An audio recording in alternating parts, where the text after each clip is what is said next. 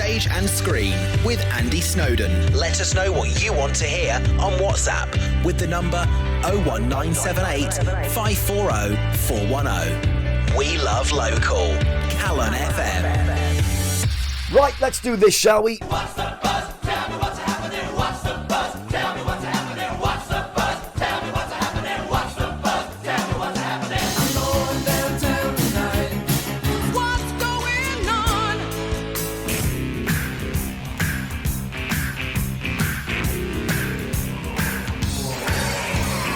Now, currently on a mammoth 32 venue tour of the UK and Ireland is the London Classic Theatre Company's production of Abaigail's Party.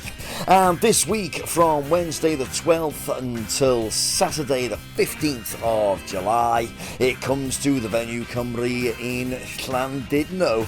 Currently playing in Malvern, I am so pleased to say I am joined by actor George Readshaw, who plays Tony in Abaigail's Party. George, welcome to the Stage and Screen Show, my friend. Tell me, how's life on the road these days? Is it a good place to be? Yeah, it's okay actually. I mean, we've been doing this job for this tour's been going on since March, so you know that's we're only halfway through as well. So it's quite a long stint. But I'm currently sitting in a very beautiful sort of town square somewhere in the south of England. You know, I just look at a list of dates and venues and, you know, check the date, get in the car, drive there. I don't always know where I am, but yeah, it's quite exciting that way. Do you like to do the touristy stuff when you're out and about? Yeah, although sometimes you've got to, you know, mix it with a bit more discipline and diligence. It's quite easy to get lulled into the sense of being on holiday the whole time. No one wants to be on holiday for, you know, 8 months of the year, you know. But I think that's one of the nice things, because you end up going to towns that you might not necessarily have heard of, even in your own country. It's Oh yeah, absolutely. That's so true. That heard of, know anything about, know anyone from. Yeah, absolutely. It's a great way of seeing the country, and I don't think it's to be taken for granted. Actually, it's a real privilege. You are right. Yeah, brilliant. And as you say, again, I mean, this is a massive tour, this. It was, initially, it was meant to be over by now, I think, and but the popularity of it extended until October. The popularity of it speaks for itself. Yeah, it's definitely gone down well, and that's reflected in the extra dates that have been added. It's turned into a sort of, it started as a half a year sort of gig, but now it's turned into basically taking up the full year, which is great because when you're an actor, you never know where your next contract's going to come from. So it's always good to have a long one.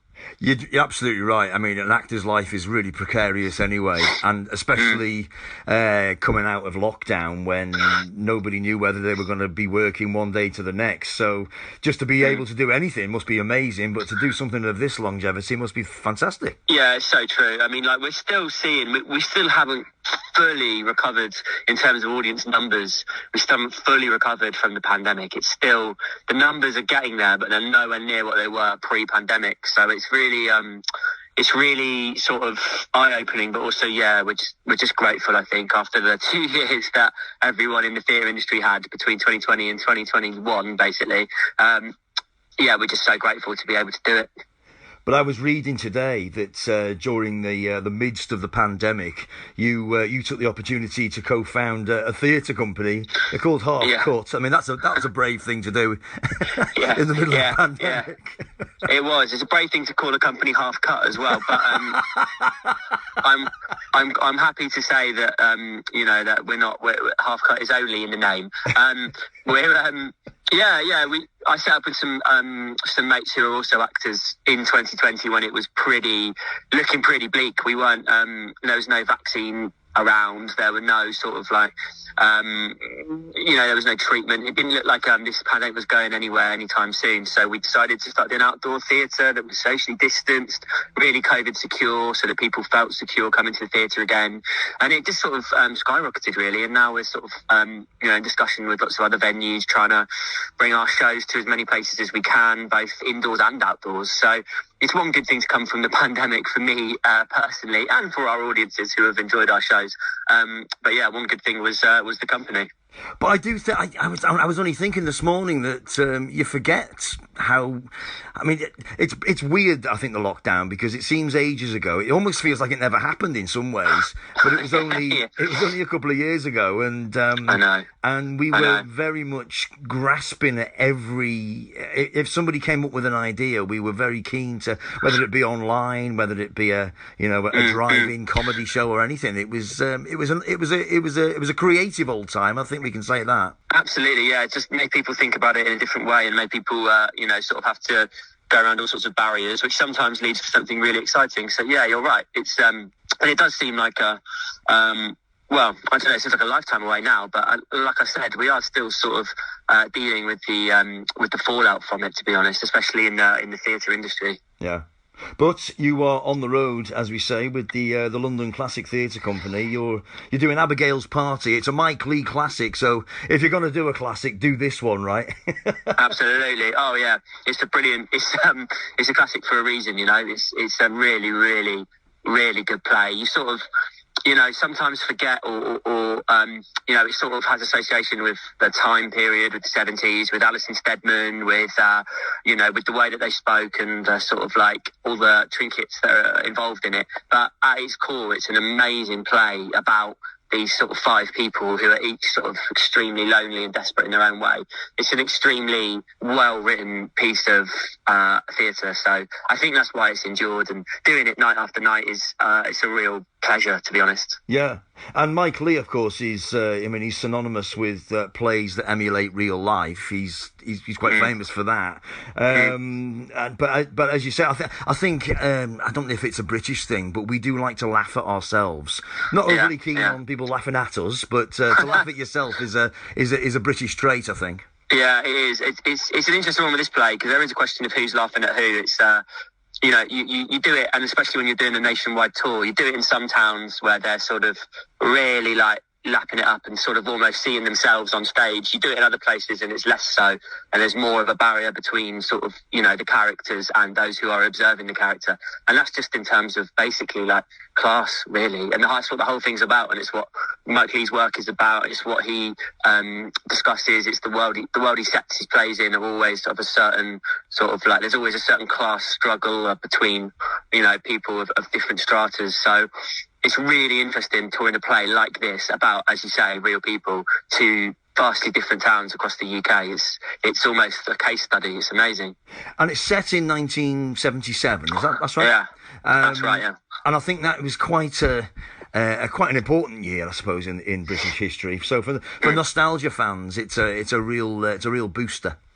You have got that. You have got, like, the set is almost the 6th character, really, because you've got the set and the props and the decor of the house that the 2 sort of characters, Beverly and Laurence, live in. That's its own character, really, and it's to be enjoyed and lapped up as much as anything else, especially by those who remember that time. Yeah. But yeah, like you said, it was a really important year politically, and an era, a time that sort of politically and historically is absolutely sort of full of change and full of upheaval. So it's a really, really interesting time to set a play in. Obviously, Mike Leigh didn't know that at the time, because they were making a contemporary piece when they made it. They made it in 77, the year in which it's set. But it's sort of lasted almost because of that, really. Yeah. Well, it's Abaigail's Party. It's touring the country, touring literally everywhere. But you're coming to the Venue Comedy in Llandudno next week, the 12th to the 15th of July. Have you played Llandudno before? No, I've been there. I've played Conwy Castle before in an outdoor show. Yeah. And I've got to tell you, it rained like I've never seen it before. Yeah, we're famous for that. We don't want to let people down. But it did.